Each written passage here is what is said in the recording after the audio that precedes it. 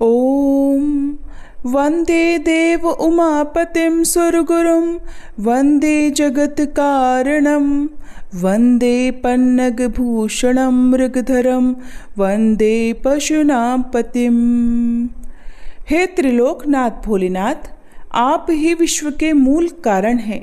आपका मस्तक गंगा से सुशोभित है, गले में सर्पों का आभूषण है और शरीर भस्म से विभूषित।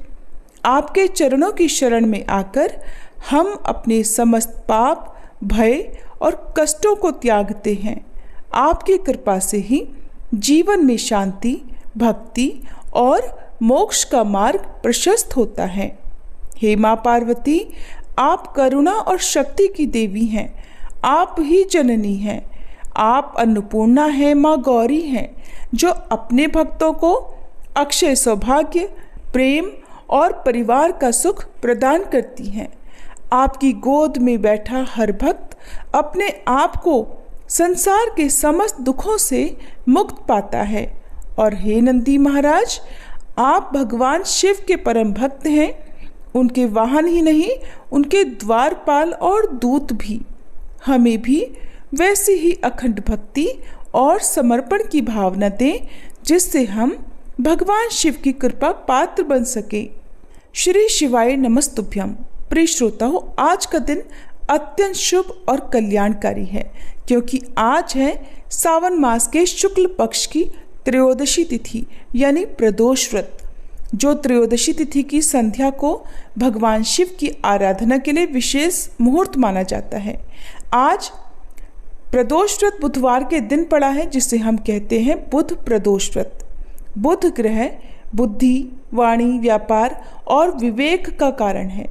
इस दिन व्रत और शिव पूजन करने से मानसिक शांति, निर्णय शक्ति, परिवार में प्रेम और रोगों से मुक्ति मिलती है।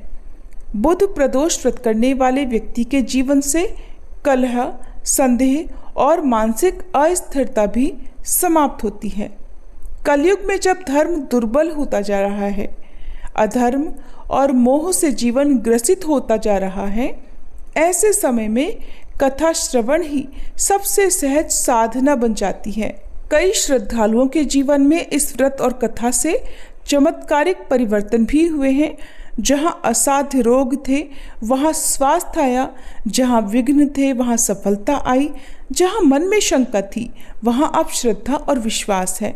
इसलिए प्रिय श्रोताओं, अब आप सभी अपने मन को शांत करें, मन में श्रद्धा का दीप जलाएं, भगवान शिव, माँ पार्वती और नंदी बाबा का ध्यान करें और सुनिए आज की वह शुभ प्रदोष व्रत कथा।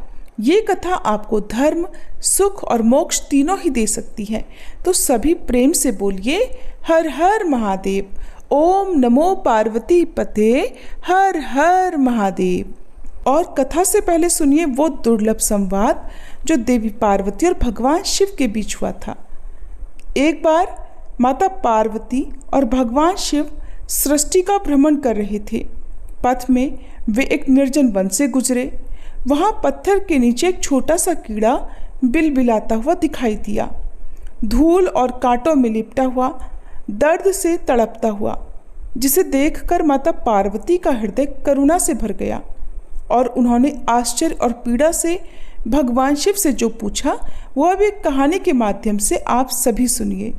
एक बार भगवान शंकर और माता पार्वती जी साथ साथ पदयात्रा पर संसार के भ्रमण के लिए निकले।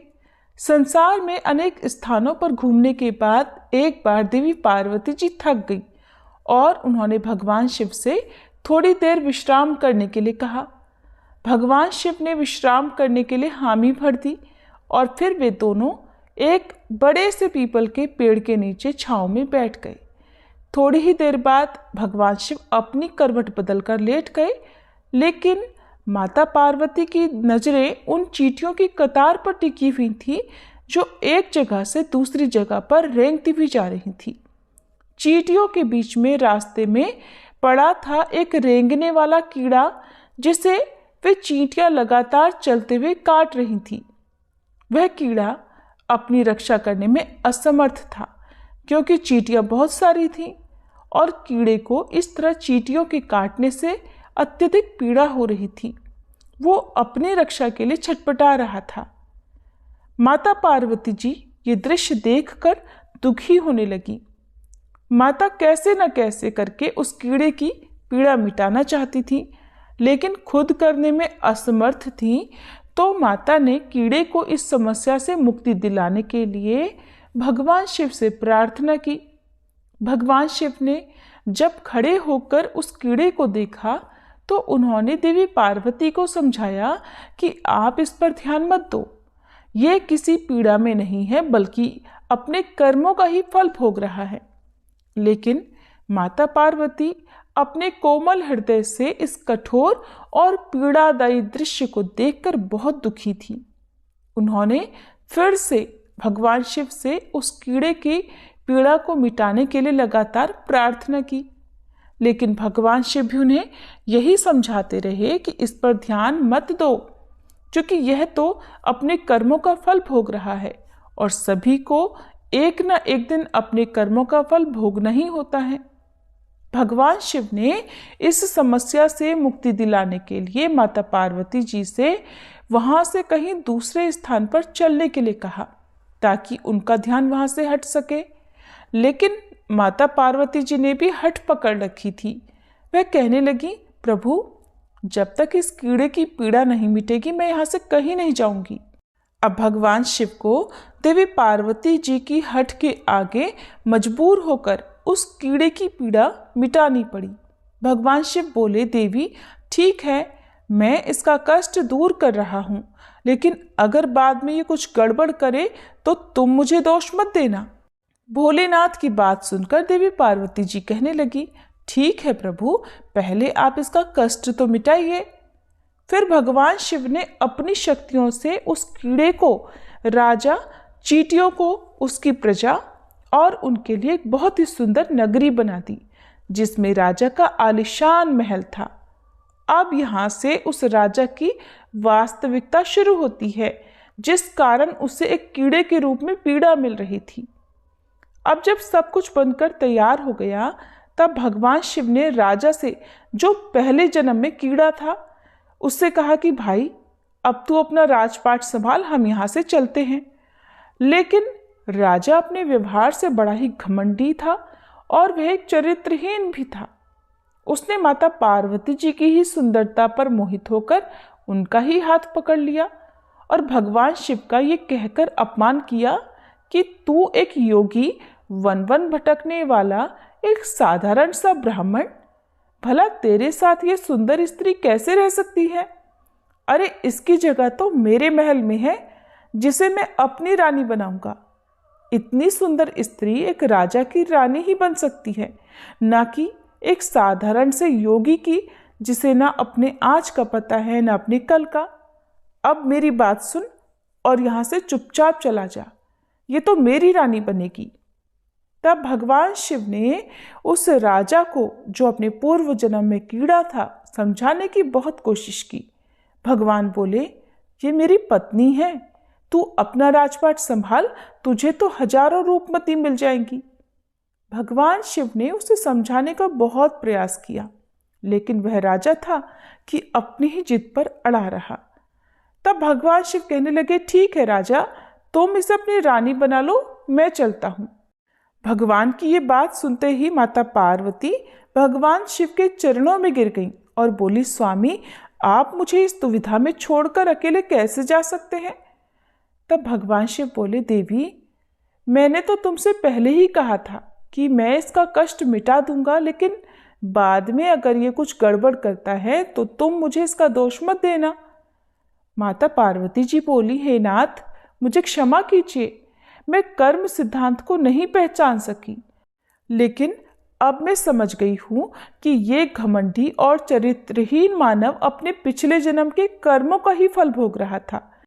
इस क्रूर मानव ने अवश्य ही अपने जीवन में अनंत पाप किए होंगे, जिसका दंड इसे आज इस कीड़े के रूप में भुगतना पड़ रहा है। अब भगवान शिव प्रसन्न हुए कि चाहे देवी पार्वती ने हट करके ही इसका कष्ट मिटाना चाहा, परंतु अब वह कर्म सिद्धांत को समझ चुकी थी। फिर भगवान शिव ने अपनी शक्तियों से सारी परिस्थितियां पहले जैसी ही कर दी। राजा को वही पहले की तरह कीड़ा और प्रजा को पहले की तरह चींटियां बनाकर उसके कर्म सिद्धांत को उसके हाल पर छोड़ दिया। अब माता पार्वती जी भी प्रसन्न होकर भगवान शिव के साथ अपने भ्रमण पर पुनः निकल पड़ी। इसी तरह प्राणियों को अपने अच्छे और बुरे कर्मों का फल तो भोगना ही पड़ता है, आज नहीं तो कल, कल नहीं तो परसों, और इस जन्म में नहीं तो अगले जन्म में। अब सुनिए बुध प्रदोष व्रत की कथा। प्राचीन कथा के अनुसार एक बार एक पुरुष की नई नई शादी हुई थी। गौने के बाद दूसरी बार वह अपनी पत्नी को लाने के लिए अपनी ससुराल पहुंचा और सास से कहने लगा कि माँ जी, वह बुधवार के दिन पत्नी को लेकर वापस जाएगा।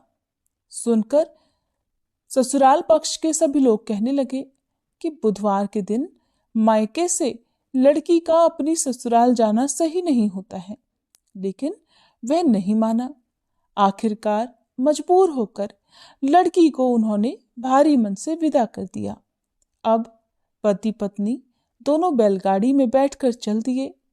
नगर से बाहर निकलते ही पत्नी को जोर से प्यास लगी और अपने पति से उसने पानी लाने के लिए कहा। जब पति पानी लेकर आया तो देखा कि उसकी पत्नी तो किसी पराये पुरुष के लाए लोटे से पानी पी रही है और खूब हंस हंस कर उससे बातें भी कर रही है। यहाँ तक कि वह पराया पुरुष तो बिल्कुल उसी की तरह दिख रहा था। ये देखकर पति को गुस्सा आ गया और वह पराये पुरुष से झगड़ा करने लगा। कहने लगा, ये पत्नी तो मेरी है। पराया पुरुष कहता, ये तो मेरी पत्नी है। दोनों के बीच में झगड़ा होता देख वहां भीड़ इकट्ठी हो गई। इतने में ही एक सिपाही आया और उस महिला से पूछा कि सच सच बताओ, तुम्हारा पति इनमें से कौन सा है? लेकिन महिला दोनों पुरुषों की एक जैसी शक्ल होने के कारण अपने असली पति को पहचान ही नहीं पाई और फिर वो नहीं बता पाई कि उसका पति कौन है। तब वह पुरुष भगवान शंकर से मन ही मन प्रार्थना करने लगा कि हे प्रभु, हे महादेव, हमारी रक्षा कीजिए। मुझसे बड़ी भारी भूल हो गई जो मैंने अपने सास ससुर की बात नहीं मानी और बुधवार को अपनी पत्नी को विदा करके ले आया। महादेव जी, मुझे क्षमा कर दीजिए। अब मैं भविष्य में कभी ऐसी गलती नहीं करूंगा। जैसे ही उसने सच्चे मन से प्रार्थना की कि दूसरा पुरुष अंतर्ध्यान हो गया और इस प्रकार पति पत्नी सकुशल अपने घर पहुंच गए। उस दिन के बाद से दोनों पति पत्नी बुध प्रदोष व्रत रखने लगे और इस प्रदोष व्रत के प्रभाव से उन दोनों का दाम्पत्य जीवन भी खुशहाल हो गया और समय आने पर उन्हें बहुत ही भाग्यशाली संतान की भी प्राप्ति हुई। इस प्रकार उनके सभी दुख महादेव ने दूर किए। इसलिए बुधवार को पड़ने वाले प्रदोष व्रत को रखने से महादेव अपने भक्तों की हर प्रकार की समस्याएं दूर कर देते हैं, उनकी सभी बाधाएं दूर करते हैं, उनके सभी कष्ट मिटा देते हैं और अपने भक्तों के जीवन में सुख समृद्धि और खुशहाली भर देते हैं। अब सुनिए भगवान शिव की एक और कहानी और आप सभी श्रोताओं से अनुरोध है कि इस कहानी को पूरा अवश्य सुनिएगा। एक समय की बात है जब श्री राम जी वनवास समाप्त होने के बाद राज सिंहासन पर बैठे हुए थे। उस समय माता पार्वती और भोलेनाथ जी विचरण कर रहे थे। भोलेनाथ ने देखा कि श्री राम जी के दादाजी का श्राद्ध का भंडारा हो रहा है। तब भगवान भोलेनाथ जी ने सोचा कि चलो मैं भी श्री राम के घर चलता हूँ, इसी बहाने राम जी के दर्शन भी कर लूंगा। तो भोलेनाथ ने माता पार्वती से कहा, हे देवी, तुम कैलाश धाम को जाओ और हमारे लिए स्वादिष्ट भोजन बनाओ, मैं बस थोड़ी देर में आता हूँ। माता पार्वती ने भोलेनाथ की बात मान ली और वे कैलाश धाम को चले गई। इधर भोलेनाथ जी पहुंच गए भगवान श्री राम जी के घर और ब्राह्मणों के साथ पंगत में बैठ गए और भंडारा ग्रहण करने लगे। आसन पर विराजमान सभी ब्राह्मणों को माता सीता ने पेट भरकर भोजन कराया। उसके बाद सभी ब्राह्मण भोजन करके उठकर चले गए, लेकिन भोलेनाथ बैठे रहे। भोलेनाथ भी एक ब्राह्मण के रूप में भंडारे में गए हुए थे। तब माता जानकी ने लक्ष्मण जी की धर्मपत्नी उर्मिला से पूछा कि सभी ब्राह्मण चले गए। तो माता उर्मिला बोली कि सभी ब्राह्मण तो उठकर चले गए हैं, लेकिन केवल एक ही बैठे हुए हैं। तब माता जानकी जी बोली, अच्छा कोई बात नहीं, थोड़े ज्यादा भूखे होंगे, इसलिए इन्हें अच्छे से भोजन करा दो। तब माता जानकी उर्मिला सहित अपनी सखियों के साथ भोलेनाथ को भरपेट भोजन कराने लगी। भोलेनाथ भोजन करते ही गए, खाते ही गए, लेकिन उनका पेट नहीं भरा, उनकी भूख शांत ही नहीं हुई और वे भोजन करते ही चले गए। माता जानकी जी की रसोई का सारा सामान खत्म हो गया, लेकिन भोलेनाथ तो उठे ही नहीं। तब माता सीता जल का लोटा लेकर भोलेनाथ के पास गई और बोली, बाबा ये जल ग्रहण कर लो। तब भोलेनाथ बोले कि देवी, जब आधा भोजन कर लूंगा तभी पानी पीऊंगा। अब तो माता सीता सोचने लगी कि लो, इनका तो अभी आधा भोजन भी नहीं हुआ और यहाँ रसोई घर का सारा सामान खत्म हो रहा है। तब उन्होंने फिर से सामान मंगवाकर उन ब्राह्मण देवता को भरपेट भोजन कराया, लेकिन भोलेनाथ तो रुकने का नाम ही नहीं ले रहे थे। इतनी ही देर में माता कैकेयी आ गई और पूछने लगी, क्या हुआ बेटी, तुम सब परेशान लग रही हो। तो जानकी जी बोली कि माता, सभी ब्राह्मण तो उठकर चले गए, केवल एक यही ब्राह्मण बचे हैं जो उठने का नाम ही नहीं ले रहे हैं। बताइए अब मैं क्या करूं। तब माता कैकेयी ने फिर से सामान मंगवाया। इतने में ही भोलेनाथ ने आवाज लगाई, लेते आओ, बहुत जोर से भूख लगी है। तब माता जानकी जी बोली, बाबा अभी तो आटा साना है, थोड़ी पूड़ी पका लूं फिर लेकर आती हूँ। तब भोलेनाथ जी बोले, अरे बेटा आटा ही ले आओ, मैं तो आटा ही खा लूंगा। अब तो भोलेनाथ ने आटा, दाल, चावल सब कुछ बिना बने ही रसोई घर में ले जाने से पहले ही समाप्त कर दिया। माता सीता हार कर दौड़ी दौड़ी श्री राम जी के पास गई। उन्हें परेशान देखकर श्री राम बोले, क्या हुआ जानकी जी, इतना परेशान क्यों हो। तब माता जानकी बोली कि हे प्रभु, सभी ब्राह्मण तो उठकर चले गए हैं, केवल एक ऐसा ब्राह्मण बैठा हुआ है जो कि सारे भंडार को खाली किए दे रहा है। राशन मंगवा कर लाओ तो रसोई घर में जाने से पहले ही बोरियों की बोरियां समाप्त कर दे रहा है। सीता जी की बात सुनकर श्री राम बोले, चलो मैं देखता हूँ कि ऐसा कौन आ गया है। श्री राम जी भंडारे में पहुंच गए। देखते ही पहचान गए कि अरे ये तो मेरे भोलेनाथ जी हैं। तब श्री राम ने भोलेनाथ को मन ही मन प्रणाम किया और कहने लगे कि जानकी जी, इन्हें तो कोई नहीं खिला सकता, इनको तो केवल अन्नपूर्णा माँ ही खिला सकती हैं। तब राम जी ने मन ही मन माता पार्वती जी को बुलाया और तब माता पार्वती जी प्रकट होकर बोली, क्या हुआ श्री राम जी, आपने मुझे क्यों याद किया। तब भगवान श्री राम बोले, माते ये बाबा तो उठने का नाम ही नहीं ले रहे, जरा देखिए तो। तब माता पार्वती जी बोली कि इन्होंने तो कहा था कि पार्वती तुम कैलाश पर खाना बनाओ, दोनों साथ में मिलकर खाएंगे, लेकिन मेरे स्वामी तो स्वयं यहाँ पर अकेले अकेले खा रहे हैं। तब माता पार्वती जी बोली कि चलो मैं देखती हूँ। तब माता ने एक लड्डू भोलेनाथ जी की थाली में रख दिया और भोलेनाथ उस लड्डू को खाने लगे। अब तो भोलेनाथ खाते चले गए, लेकिन लड्डू खत्म ही नहीं हो रहा था।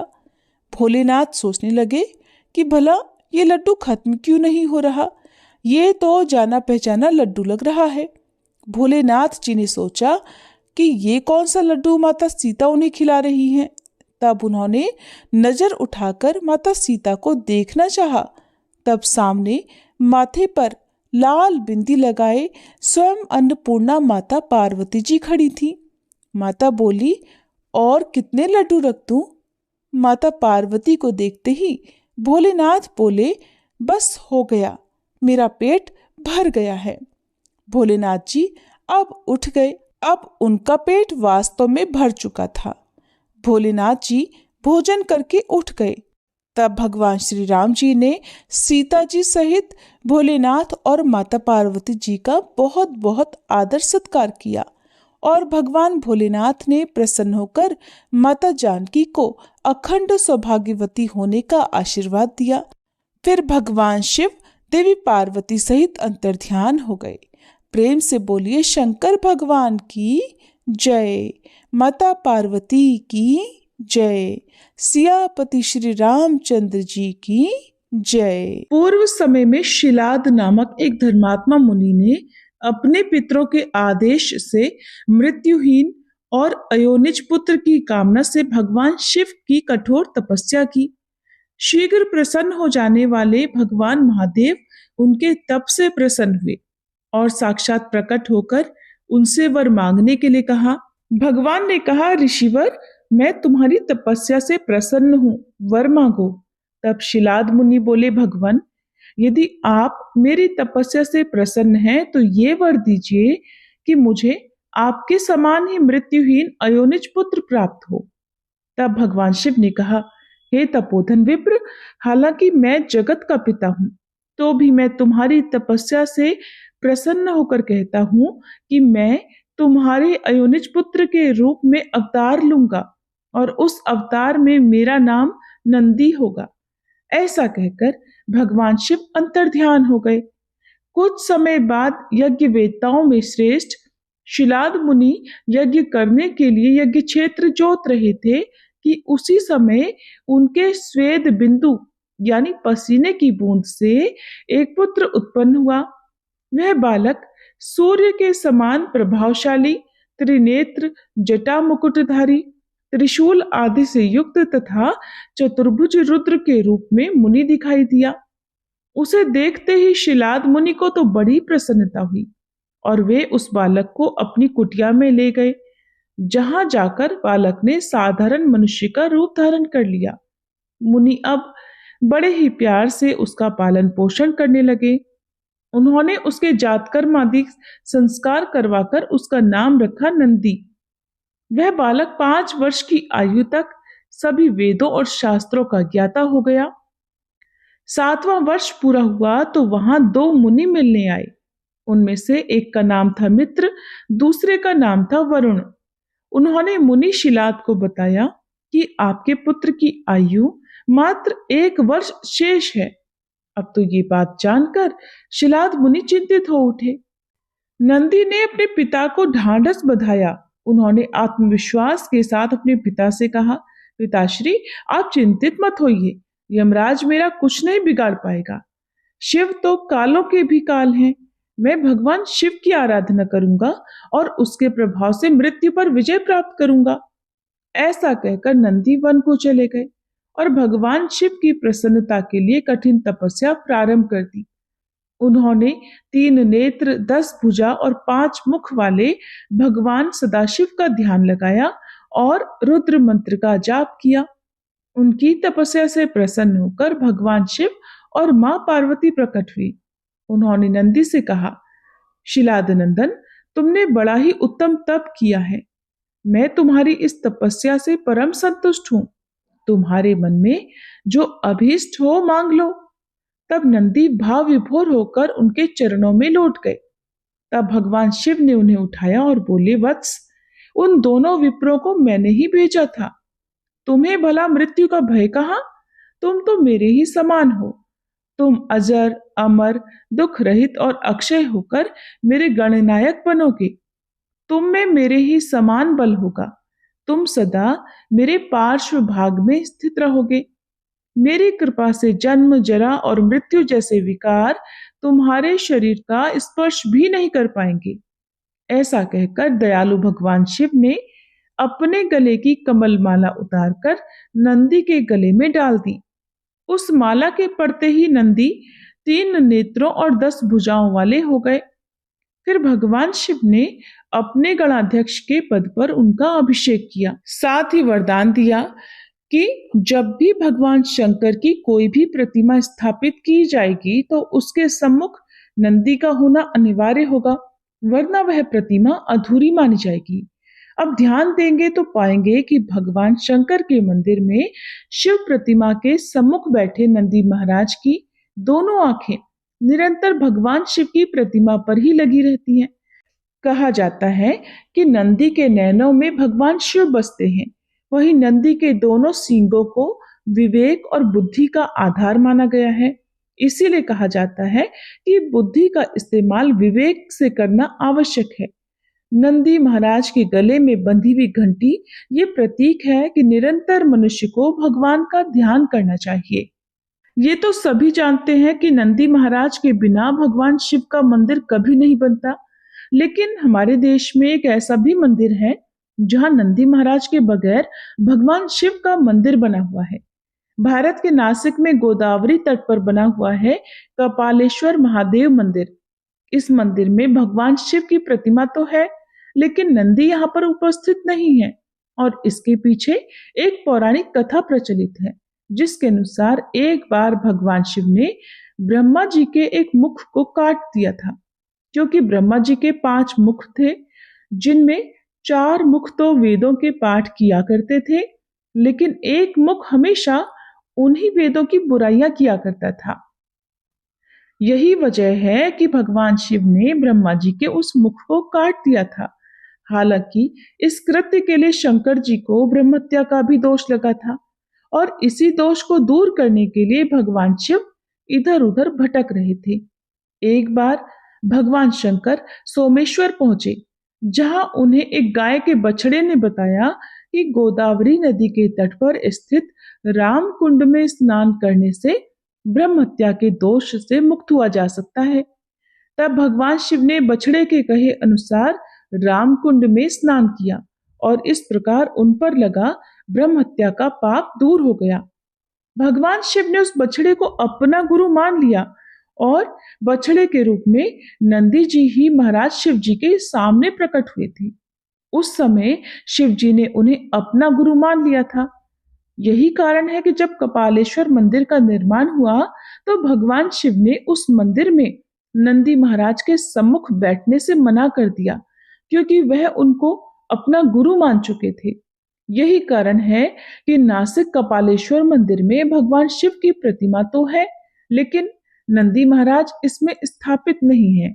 ऐसा विश्वास है कि यदि कोई मनोकामना नंदी बैल के कानों में कह दी जाए, तो वो मनोकामना बहुत शीघ्र पूर्ण हो जाती है, क्योंकि नंदी बैल को भगवान शिव का कोतवाल माना जाता है, और हमारी मनोकामनाएं भगवान शिव तक नंदी बैल ही पहुंचाते हैं। इसलिए कभी भी भगवान शिव की पूजा करने के साथ साथ नंदी बैल की पूजा भी अवश्य करनी चाहिए।